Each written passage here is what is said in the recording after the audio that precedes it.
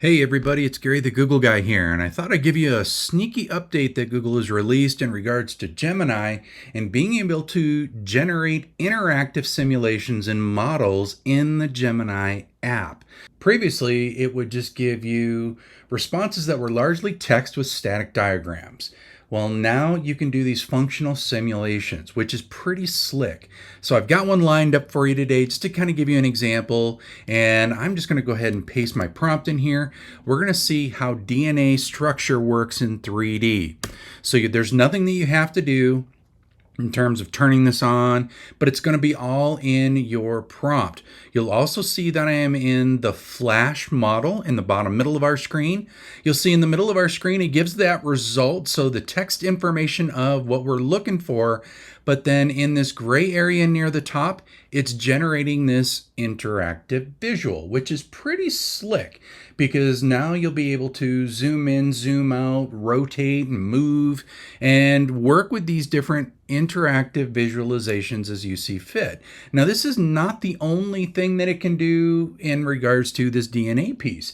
It could do things like, let's talk about your spreadsheets and your data there. Maybe you've got something that you want to see in real time, cash burn rates or Gantt charts or waterfall charts or heat maps, and you want to see interaction with that data in real time.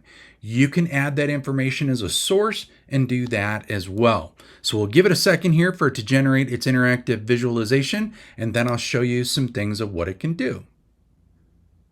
All right, so it's generated the visualization, and you'll see that just below it itself, I can zoom in, zoom out, and then I can do some different things in terms of rotation speed, highlight certain areas of this, look at the different base pairs and whatnot, all dependent on what your prompt is going to be. So this is pretty cool. So I can actually kind of zoom in, I can rotate it with the click of a mouse, really understand what this is going to be in this regard of this example. But if you're looking at your different use cases, business-wise, like I said, think of waterfall charts, Sankey diagrams, interactive heat maps, maybe certain scenarios or sensitivity sliders, maybe some sort of cohort analysis grids that you can do with your data too. So look for your different things that you can do with tables, grids, maybe certain types of simulations and things of that nature. Give it a try. It should be released to all versions of the Gemini app. So with that, once again, with your prompt, you can ask for things in 3D or 3D visualizations and animation.